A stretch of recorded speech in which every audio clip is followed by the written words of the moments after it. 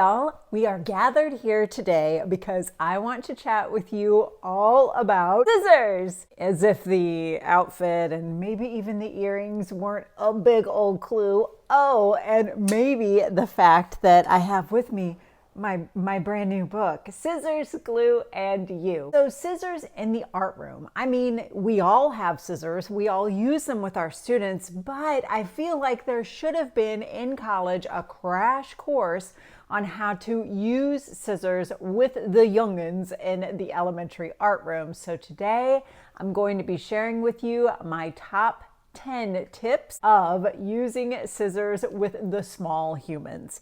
But before we dive in, let's talk about my brand new book. After writing my book, The Paintbrush Ballerina, I knew I wanted to write a book on another art supply that I find is a little sometimes challenging to manage in the art room, and that's scissors and glue. So Scissors, Glue, and You is a book that I wrote that is a rhyming book. It also features two of our favorite friends, Larry and Alfred, and it also walks artists through all of the things that we want to share with them as they dive into using scissors and glue. So I thought I would share with you just a little bit of a sneak peek, but if you want to get your cute little hands on a copy of this book, there is a direct link right down below. And I sign all copies before sending them out in the mail to you. Scissors, Glue, and You. When I read books to a classroom full of children, I want each of them all to be able to see clearly. So I wanted to make sure that the visuals were really large and would pop off the page. Whenever you're reading books aloud to students, I find that it's really fun and helpful to come up with a voice for the characters. Howdy, I'm Scissors. And hello, I'm Glue. We love to cut and stick, and we're pleased to meet you. Before we can create, which is our favorite thing to do, there's some stuff we should talk about and some things we wish you knew. Again, there's Larry and Alfred from Alfred the Ape Knows His Shapes and Larry the Line. Those are from my two books where I'm creating a series of books on the elements of art. I promise more to come. I just got a little sidetracked with this book. Whenever you use scissors, I cry snip, snip, hooray! It's time for me to help an artist create their art today.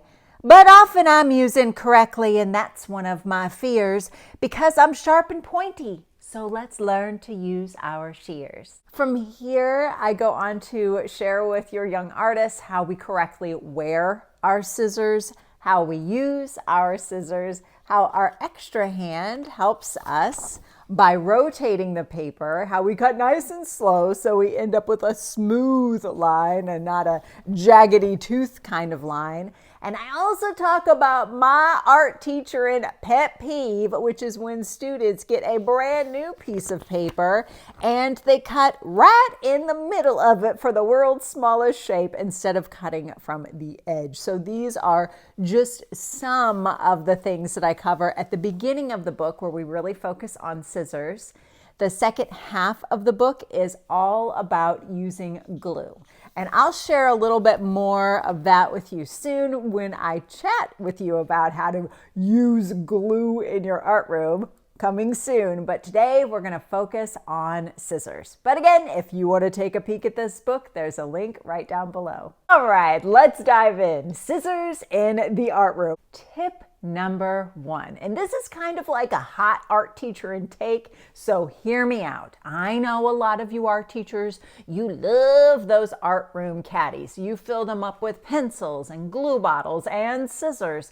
For me, the more things that I put on a table, the more it serves to be a distraction for my students, especially if it's an art supply that they're not using in that particular project. For example, if I have markers on the table or scissors and I'm working with kindergartners and we're painting, well, what do you know? You turn your back for a second and the next thing you know, you've got kindergartners cutting up their paintings or drawing in the paint with markers. So one day I decided just to eliminate all table caddies, and the only thing that I keep on my tables in my art room is a little rectangular plastic container filled with scissors. No, The only thing I keep in that little container are pencils, not scissors. You think I would know what I'm talking about. Clearly, I don't. Get the scissors off of the tables, especially if your students aren't using them for the particular project at hand. Scissor tip number 2, don't skimp on your scissors. I know it's really tempting, especially during back to school time and you're going up and down those aisles and you see scissors in the clearance bin and they're like 50 cents and it's so tempting. Do not get those inexpensive scissors because they're just going to frustrate your students and end up having papers get torn and ripped.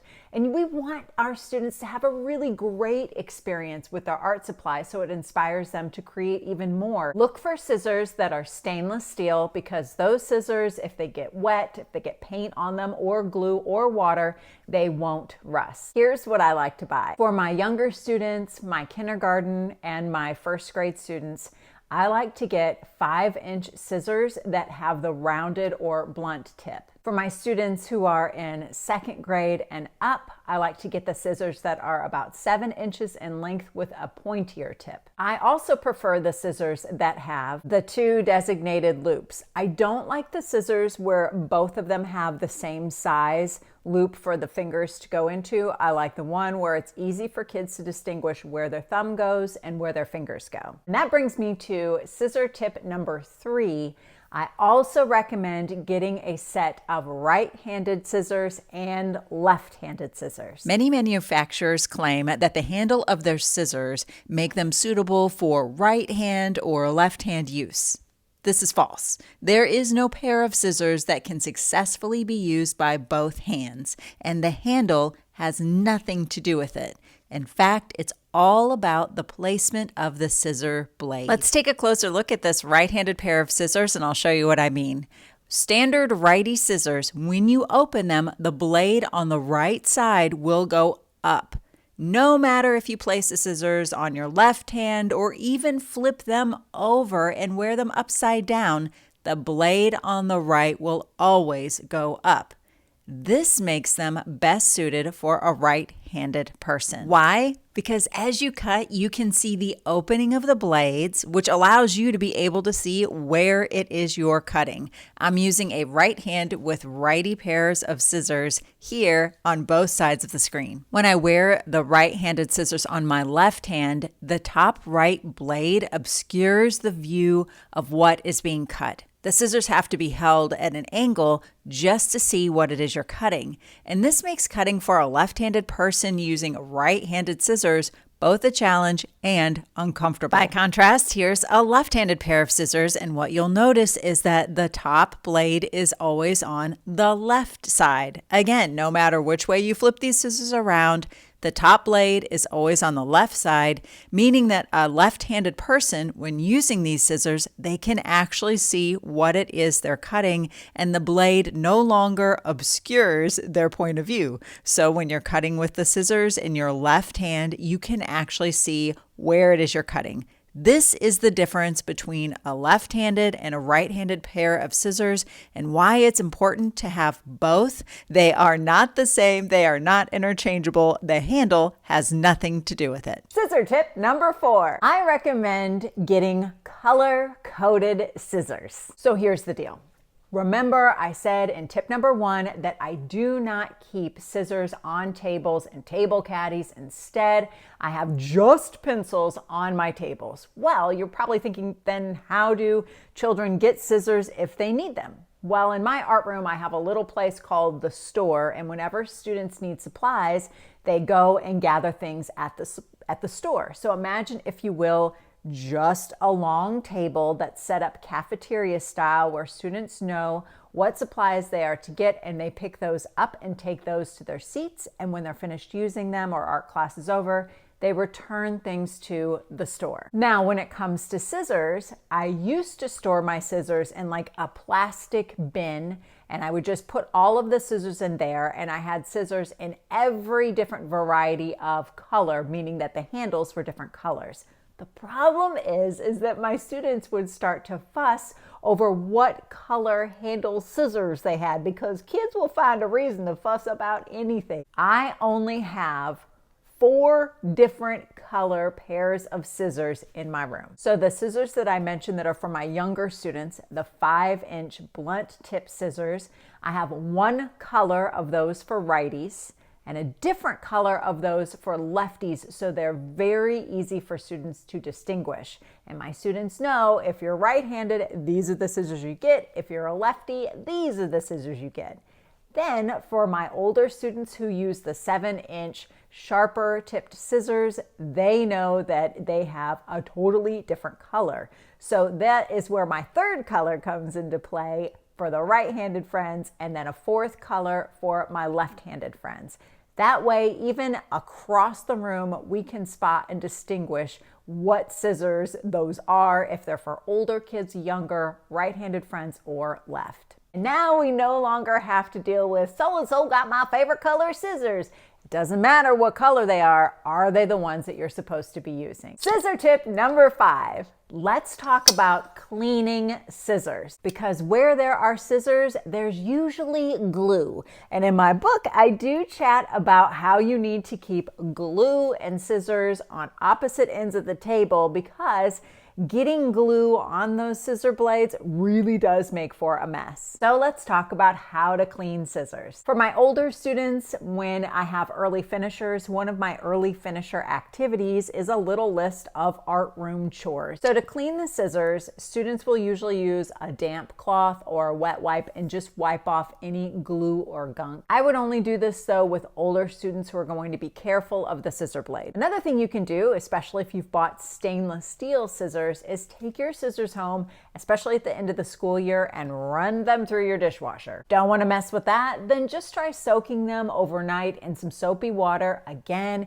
if they're stainless steel or have a titanium coating, they won't rust. If you still have, for me it's always tape residue stuck to the scissors, I find that Goo Gone works really great, and I always have like a little bottle of that stashed in the art room to get out any really sticky spots. Now for sharpening scissors, I have fallen victim to buying those scissor sharpeners that you find in the art supply catalogs, and I haven't had any luck with them. The reason is because usually they fit a very specific size of scissors, and it just always so happens that my scissors don't fit. You could take the scissors and open them all the way using a piece of folded aluminum foil. Cut the foil, making sure to start at one end of your scissors and slowly close over the foil all the way to the end. That way it sharpens the blade completely. If you don't want to use aluminum foil, you could also use fine grit sandpaper. Scissor tip number 6. So I mentioned that I used to keep my scissors in a big bin, and my students would just reach in and grab a pair of scissors. Let's talk about how I store my scissors now, because that ended up not being great. What I noticed was oftentimes students would just take their scissors when they were done using them and just chuck them in the bin. And a lot of times they weren't closing the scissors. So as you can imagine, that makes your art teacher and heart skip a beat when you see an open blade of scissors. So having students lay the scissors down in a bin didn't end up working. What I instead started doing was having them placed in little cups. So I have a couple of designated cups for the scissors, for my right-handed, for my left, for the longer scissors, and for the short. And students now close those scissors and put them in those containers. Duh. Some alternatives that you can find in your art supply catalog are scissor holders. This one actually came with what I call my funky monkey scissors. These are great. They're really stable, but they can be a little expensive. You can get creative and make your own and even customize them. So start collecting some toilet paper tubes perhaps, and maybe a shallow container to put the tubes in. These are great for holding the scissors upright. You could even, if you want to get a little bit fancy, color code or number your scissors. If you have scissors that tend to sprout legs and walk away, you could number both the toilet paper tube and the scissor handle so students know exactly where to place their scissors, and at a glance you can account for all of your scissors. Scissor tip number 7. If you decide to venture into fiber arts with your students, which I really recommend because it's like one of my favorite things to teach, then you'll probably want to have a totally separate pair of scissors for cutting fabric. So maybe that's when you get another colorful set of scissors and a couple for your left-handed students. And then Make sure students know that these are extra special scissors. We cannot use them on paper, and definitely keep them put away unless you are using fibers. Scissor tip number 8. Some students may struggle with scissor use. To ensure that all of your students have access to scissors that lead to their success, I want to share with you a wide variety of scissors that you can have on hand, literally, in your art room. These are called loop scissors. These scissors feature a short cutting blade that's made out of stainless steel, which is great to prevent rust. They don't have a thumb and finger holes. Instead, there's a handle connected by a loop of plastic. This means that the student can simply open and close their hand to operate. Now, these scissors, they do stay open, so some of them come with a cap to serve as protection from the open blade. This next pair of scissors is kind of like a cross between traditional scissors and loop scissors. If you flip the arrow toward the scissor blade, the scissors will open and close much like traditional scissors. However, if you have a student who is working on opening and closing their scissors but needs a little assistance, then the arrow can simply be flipped upward. That kind of makes it so the scissors have a spring action, a lot like the loop scissors. So here I am using the scissor function with the arrow pointed up so that I have a little bit of assistance when it comes to opening and closing the scissors. When these scissors aren't in use, you can flip the arrow down and then you can close them. Next pair of scissors is called hand over hand. Sometimes students need a little hand over hand demonstration on how to use their scissors, or perhaps they need a little bit of assistance when it comes to opening and closing their scissors. With these scissors, there's a place for a student's thumb and pointer finger as well as your own. This allows you to help guide a student as they learn to open and close and cut their scissors. Now, this pair of scissors can be used one of two ways.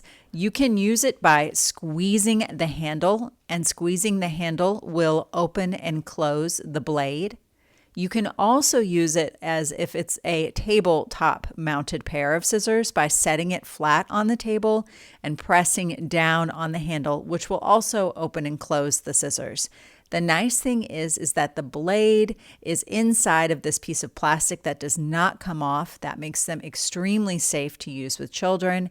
And here I am using it by pressing down on the handle so that you can see that I'm just using it like it's table mounted, or you can hold it and squeeze it. You can cut quite a bit with these scissors, making curves and straight lines as well. And like I said, they're very safe since the blade is captured inside the plastic. Scissor tip number 9. Before your students use scissors, teach them how to use the scissors. Do not assume that your students have ever used scissors and glue before. I want you to imagine that this is their first time using scissors and glue. It's especially their first time to use it when they use it in your art room, so they need to know all of your expectations, routines, and rules. So even though it may feel a little bit silly to talk to them about stuff that you assume they know, don't assume, teach everything. In my book, I share how to correctly wear scissors because so many times I've seen students who literally don't know how to put their scissors on. It's important for students to really understand how to correctly wear their scissors. That's why I cover it here, and that's why you'll need to explain it before they venture into using scissors in your art room. Other things you'll want to talk about is how important it is to keep scissors and glue on opposite ends of their workspace. So maybe you can have like a little area on their messy mat that you perhaps draw a circle on that's like the scissor nap spot or the glue bottle resting station. That way students know that these two things aren't on the same side of the table at once, but need to be on opposite sides. Why would you do that? That's going to help your scissors stay a lot less glue gunky, and also, because I've had this happen before, and I'm sure you have too, will also prevent students from using that pair of scissors to unclog their glue bottle by stabbing it. So to prevent all that, have two separate places on either end of their work area for scissors to stay and glue to rest. It's also important for students to know that when their scissors are not in use, we don't leave them open, but we close our scissors and put them on our resting spot. Of course, we want our students to use their scissors slowly and carefully, which is why I chat about it here. It's best to take it slow as you snip, trim, and slice, or your cutting lines may be rough instead of smooth and nice. You could even do it as a breathing exercise. They could inhale as their scissors open and exhale as their scissors cut slowly and close slowly. And this brings me to tip number 10. So especially for our younger students, it's really important for them to build up their hand strength, especially if you have kids who are complaining that their hands are tired when they're done cutting. A lot of times I was like, oh my goodness, what are you talking about? It's only been a couple of minutes. But if you think about it, a lot of our students aren't using a lot of manipulatives, aren't really working up those hand muscles. So it's easy to understand how their hands may be fatigued after using scissors. So why not give your students an opportunity to build up those hand cutting muscles? Here are some things you can do. First up, why not have students do a little bit of paper tearing? Now, as strange as it may sound, you actually do need to share with them how to tear paper. Otherwise, they may get frustrated. Construction paper, because it's made of small fibers, it's easier to tear than something like copy paper. So if you have a scrap paper bin, or you need to start creating one if you don't, it would be a great place to throw construction paper. That way students have paper on hand to practice their tearing. This would be great to set up as a hand muscle making boot camp of sorts, where at one table students are in charge of tearing paper. But save all of that paper that they tear, because it could definitely be used for later projects. Another station you could add to your muscle hand making boot camp would be popping bubble wrap. Who doesn't love doing this? Bubble wrap comes in really tiny sizes all the way up to really big. Those are great for pinching and squeezing and working those hand muscles. Using a hole punch is great for that squeezing action and for your students to really build up hand muscles. And if you do have a lot of extra copy paper, usually my recycle bin is overflowing, why not have a fringe cutting station where students simply have to make short cuts on a piece of paper. All they're doing is really working up that squeezing muscle in their hand.